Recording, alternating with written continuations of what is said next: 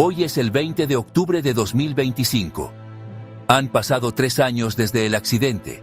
El pequeño pueblo de Garda, a orillas del majestuoso lago di Garda, vive en una calma aparente.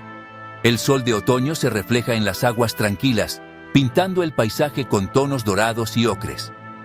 Para los turistas, es un paraíso de postal, un lugar donde el tiempo parece detenerse. Las calles empedradas huelen a café recién hecho y a las flores que adornan los balcones. La gente pasea sin prisa, disfrutando de la brisa suave que llega desde el lago. Pero para Daniel, cada rincón de este lugar es un recordatorio constante de aquella noche fatídica. El silencio del lago no es paz. Es un silencio pesado, lleno de secretos. Daniel observa el lago desde la ventana de su pequeño apartamento. 3 años. A veces siente que fue ayer, otras veces, una vida entera. El accidente le arrebató la memoria de esos minutos cruciales, pero le dejó algo más a cambio. Algo que no comprende y que lo asusta. Intenta llevar una vida normal. Trabaja en la biblioteca del pueblo, rodeado de libros y silencio. Sus manos ordenan estantes, pero su mente viaja a lugares oscuros. Sus compañeros de trabajo lo ven como un hombre tranquilo, quizás un poco melancólico. Nadie sospecha la tormenta que se agita en su interior. Una tormenta que comenzó con el sonido ensordecedor del metal contra el agua. Yo recuerdo cada detalle del accidente, el coche perdiendo el control, la caída helada en la oscuridad del lago, el pánico. Sobreviví casi ilesa, pero Daniel estuvo al borde de la muerte. Desde que despertó en el hospital, ya no es el mismo hombre. Lo amo profundamente, pero a veces siento que vivo con un extraño. Un extraño que mira el mundo con unos ojos que parecen ver más allá de lo evidente.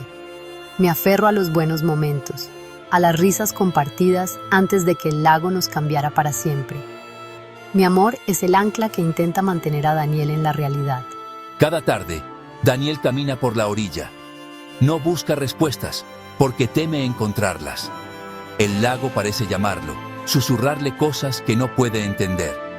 Siente una conexión extraña con el agua, como si una parte de él se hubiera quedado allí abajo, en las profundidades frías. La gente del pueblo lo saluda con amabilidad, pero él apenas responde. Está atrapado en un laberinto mental del que no sabe cómo salir. El pueblo es su jaula dorada. El lago es su guardián y su carcelero. Y la calma que todos admiran es, para él, el preludio de una tormenta que siente cada vez más cerca.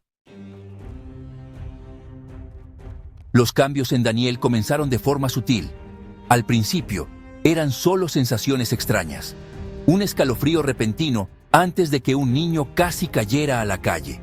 Una necesidad urgente de cambiar de acera segundos antes de que una maceta se desplomara desde un balcón. Daniel pensaba que era pura coincidencia, una casualidad. Pero las coincidencias se hicieron cada vez más frecuentes. Empezó a sentir el peligro como una presión en el pecho, una alarma silenciosa que solo él podía oír. Era como si el futuro le enviara pequeñas advertencias, ecos de eventos que aún no habían ocurrido. Esta habilidad, lejos de ser un don, se convirtió en una fuente constante de ansiedad. Además de sentir el peligro, su percepción del tiempo se distorsionó. A veces, los minutos se estiraban como horas. Podía ver el vuelo de una abeja con una lentitud increíble, cada aleteo perfectamente definido. Otras veces, las horas pasaban en un abrir y cerrar de ojos, dejándolo desorientado y confundido. ¿Qué hora es?, me preguntaba con frecuencia, su voz teñida de una extraña urgencia. Yo le respondía con paciencia, pero en mis ojos se reflejaba la preocupación. Daniel se sentía como un reloj roto, atrapado entre un tic y un tac que no seguían ningún ritmo lógico. El mundo avanzaba a una velocidad y él a otra muy distinta. Estas experiencias lo aislaban cada vez más. ¿Cómo explicarle a alguien que puede sentir el eco de una catástrofe que no ha sucedido? ¿Cómo describir la sensación de vivir en cámara lenta mientras todos los demás se mueven a velocidad normal? Intentó hablar con Clara sobre ello, pero las palabras se le escapaban. Siento cosas, me dijo una noche, con la mirada perdida en el techo, como si todo estuviera un poco desfasado. Clara lo abrazó, intentando darle consuelo, pero no podía comprender la profundidad de su tormento. Para ella, eran síntomas del trauma, cicatrices psicológicas del accidente. Para Daniel, era una realidad nueva y aterradora. El poder lo estaba consumiendo. Las premoniciones eran cada vez más intensas y aterradoras. Ya no eran solo macetas que caían, sino visiones fragmentadas de accidentes, de dolor, de gritos. Se despertaba en mitad de la noche, bañado en sudor frío, con el corazón latiendo desbocado. Empezó a evitar las multitudes, los lugares concurridos. Cada persona era una fuente potencial de peligro, una señal de alarma esperando a sonar. El hombre que una vez amó la vida y la aventura ahora vivía con miedo. El eco de sus sentidos se había convertido en un grito ensordecedor que amenazaba con romperlo por dentro. Clara necesitaba un respiro. La tensión en casa era casi insoportable. Ver a Daniel, el hombre que amaba, perdido en su propio mundo de miedos y sensaciones extrañas, le rompía el corazón. Cada día se esforzaba por ser fuerte para los dos, pero sentía que sus propias fuerzas flaqueaban. Por eso, una tarde lluviosa, decidió buscar refugio en el café Al Lago, su pequeño rincón de paz. El aroma a café y pasteles recién horneados siempre lograba calmarla un poco. Se sentó en una mesa junto a la ventana, observando cómo las gotas de lluvia dibujaban caminos sinuosos en el cristal, un reflejo de sus propios pensamientos confusos. Pidió un capuchino y se quedó mirando la espuma, perdida en sus preocupaciones. ¿Está ocupado este sitio?, preguntó con una voz amable. Clara levantó la vista. Era un chico joven, quizás de unos 20 años, con unos ojos increíblemente observadores. Parecía un estudiante, con una mochila gastada a su lado. Clara negó con la cabeza y él se sentó. Se presentó como Luca. Hubo un silencio cómodo entre ellos, roto solo por el murmullo de las conversaciones y el sonido de la lluvia. Clara no tenía ganas de hablar, pero la presencia tranquila del joven no le molestaba. «Pareces muy triste», dijo de repente, sin mirarla directamente, como si comentara el tiempo. Sus palabras eran simples, directas, pero no invasivas.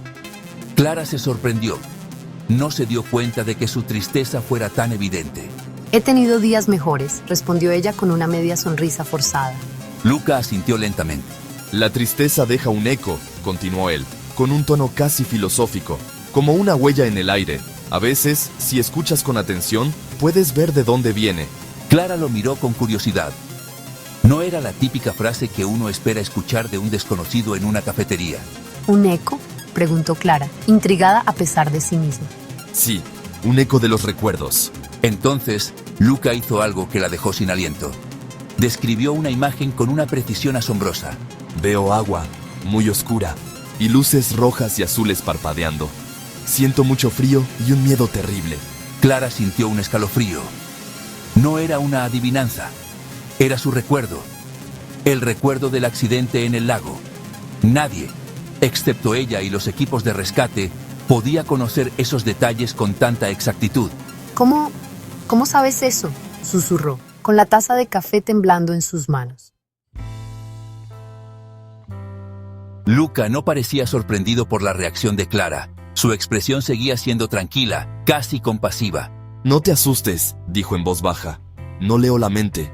Es diferente. Cuando alguien está muy triste o siente una emoción muy fuerte, sus recuerdos se proyectan. Son como reflejos en un charco. Yo solo los veo». Explicó que era una habilidad que tenía desde niño. Al principio, pensaba que todo el mundo podía hacerlo, pero pronto aprendió a mantenerlo en secreto para no asustar a la gente. La tristeza, el miedo, el amor profundo. Esas emociones eran las que creaban los reflejos más nítidos. Clara lo escuchaba, dividida entre el escepticismo y una creciente sensación de asombro. Lo que decía era imposible, pero acababa de describir su recuerdo más traumático. ¿Y qué ves ahora?, preguntó ella con un hilo de voz. Luca entornó los ojos concentrándose. «Veo tu preocupación por alguien, un hombre. Lo ves mirando por la ventana, pero en realidad no está mirando nada. Está perdido. Sientes que lo estás perdiendo». Cada palabra era un golpe certero en el corazón de Clara. Era un resumen perfecto de su vida con Daniel en los últimos 3 años. La curiosidad de Clara se transformó en una desesperada necesidad de entender. Mi pareja, Daniel, él también cambió después del accidente, confesó Clara, sintiendo que por primera vez podía hablar con alguien que quizás podría entender. Le contó sobre las extrañas premoniciones de Daniel, su percepción alterada del tiempo, el miedo constante que lo paralizaba. Mientras hablaba, Luca asentía, como si las piezas de un rompecabezas estuvieran encajando. No estáis solos, dijo Luca finalmente. Hay más gente como nosotros. Gente cuyas vidas cambiaron por un trauma. Gente con dones. La palabra don sonó extraña. Para Daniel, su habilidad era una maldición. Luca le propuso algo audaz. Ven conmigo a Verona. Hay un grupo de personas que se reúne allí. Te ayudarán. Nos ayudamos mutuamente a entender. Le habló de un lugar seguro donde podían hablar abiertamente de sus habilidades sin ser juzgados. La idea era aterradora y, al mismo tiempo, increíblemente esperanzadora. ¿Era posible que hubiera una explicación para la agonía de Daniel? ¿Podría haber otras personas que entendieran por lo que estaban pasando? Clara miró a Luca, un completo desconocido que parecía conocerla mejor que nadie. En sus ojos no vio engaño, solo una invitación sincera. Una puerta se abría en medio de su desesperación. El viaje a Verona fue, bueno, bastante tenso. Daniel se mostró reacio, desconfiado, como si estuviera caminando sobre un terreno inestable. ¿Un grupo de gente con dons?, repitió Daniel con escepticismo. Suena a una secta, Clara. Pero la desesperación de Clara era tan palpable que, finalmente, Daniel accedió. Luca los guió por las antiguas calles de Verona hasta un edificio discreto, cuya fachada no revelaba nada del secreto que guardaba en su interior. Subieron a un apartamento amplio y luminoso, donde varias personas conversaban en voz baja. Ellos son Daniel y Clara. Él es uno de nosotros. El ambiente no era el de una secta, sino el de un grupo de apoyo, una familia improvisada. El grupo se autodenominaba I Risonanti, los resonantes. Cada miembro tenía una habilidad única, nacida de un profundo trauma emocional. Conocieron a Marco, un ex bombero que, tras quedar atrapado en un incendio, desarrolló la capacidad de sentir las emociones de los demás como ráfagas de calor o frío. También estaba Serena, una joven que había perdido a su hermana en un accidente de coche y ahora podía comunicarse con los animales, entendiendo sus miedos y alegrías. Había otros, una mujer que podía hacer que las plantas crecieran o se marchitaran con su estado de ánimo, y un hombre que podía encontrar objetos perdidos si se concentraba en el sentimiento de pérdida de su dueño. Por primera vez en 3 años, Daniel no se sintió como un bicho raro. Escuchó las historias de los demás, relatos de dolor y confusión que reflejaban los suyos. Vio en sus ojos el mismo miedo y la misma búsqueda de sentido. Aunque sus poderes eran diferentes, el origen era el mismo, un momento de quiebre, un dolor tan intenso que había alterado la forma en que percibían la realidad. Hablar de sus visiones y de su tiempo distorsionado ya no parecía una locura. A mí me pasa algo parecido con los sonidos, comentó Marco. A veces, una emoción fuerte hace que todo lo demás se silencie. Clara observaba a Daniel interactuar con el grupo. Vio cómo, poco a poco, la coraza de escepticismo que lo rodeaba comenzaba a agrietarse. Vio un destello del hombre que era antes del accidente, curioso, participativo. El alivio la inundó. Quizás Luca tenía razón. Quizás este era el lugar al que pertenecían.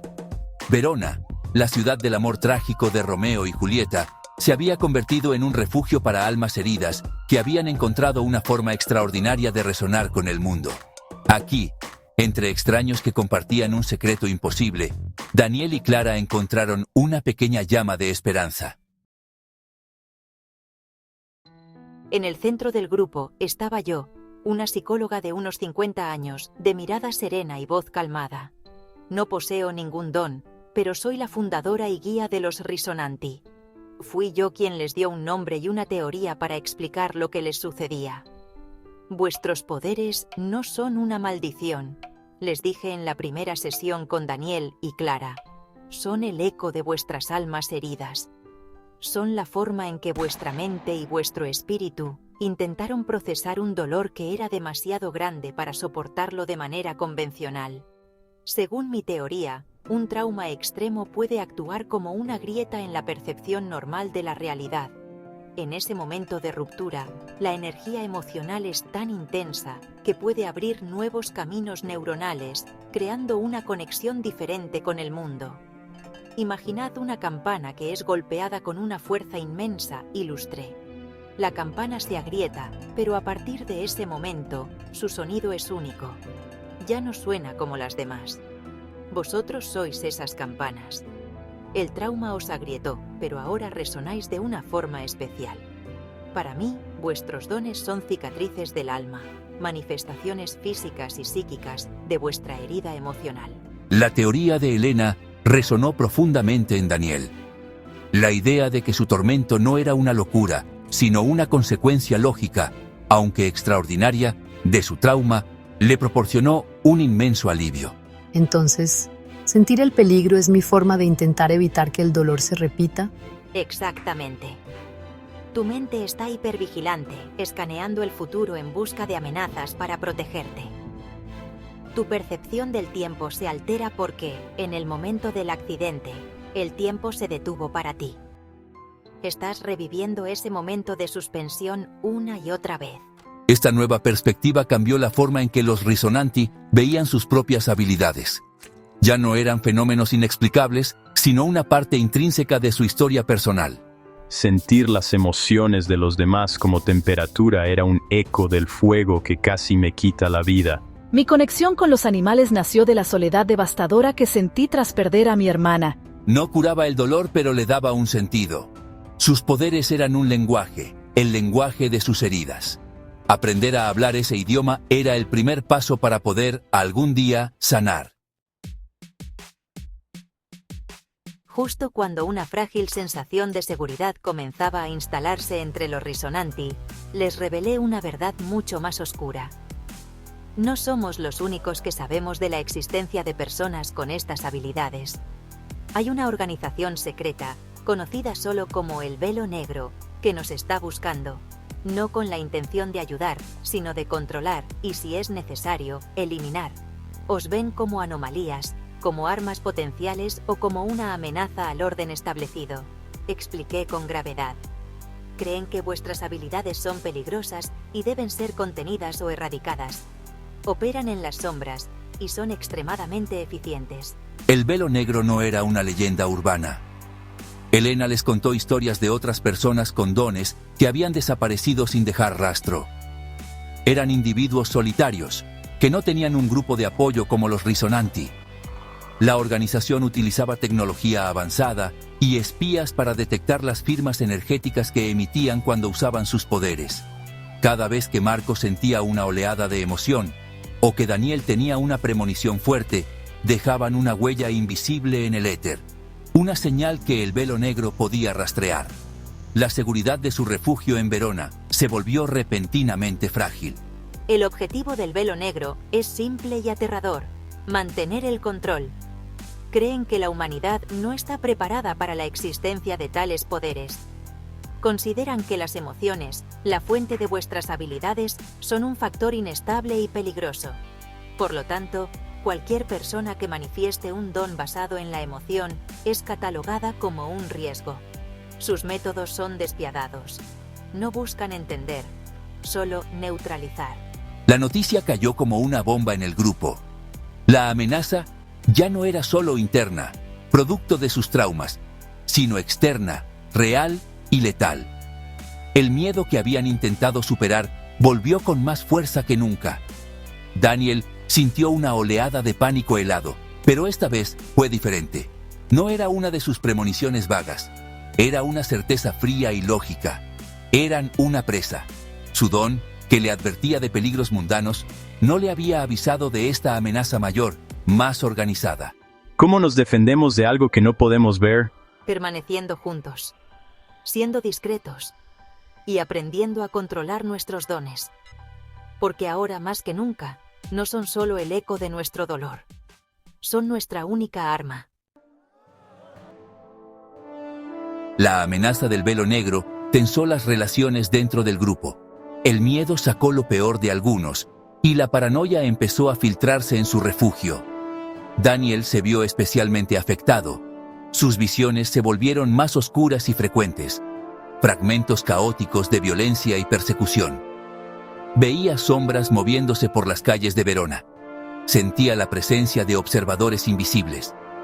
Esta sobrecarga sensorial lo empujaba cada vez más hacia adentro, perdiéndose en los laberintos de su mente.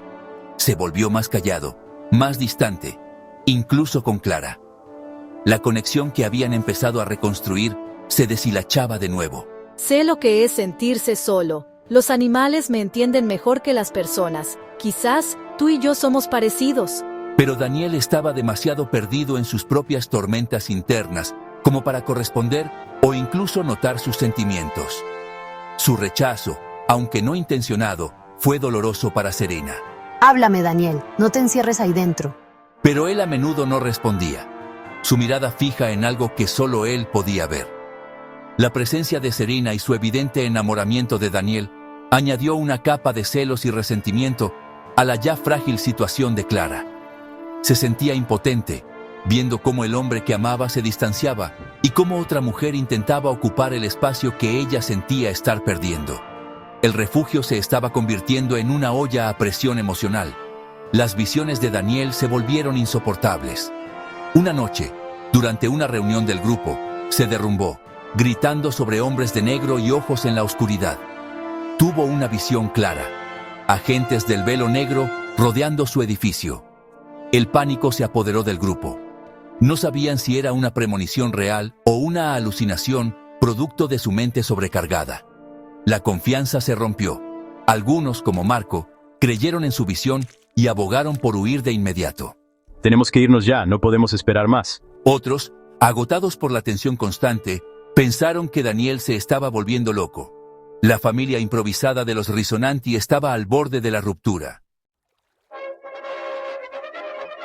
La visión de Daniel fue real.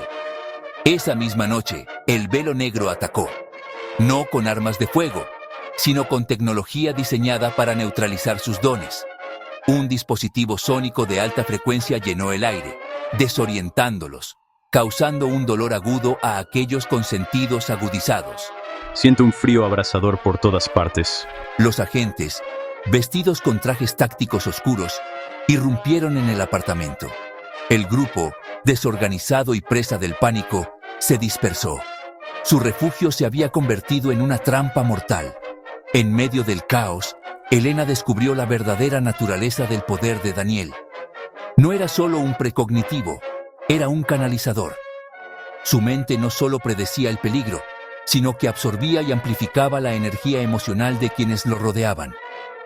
La paranoia, el miedo y la tensión del grupo en las últimas semanas habían estado alimentando sus visiones oscuras, empujándolo al borde del colapso. Daniel, no estás loco. Estás sintiendo el miedo de todos. Úsalo, devuélvelo.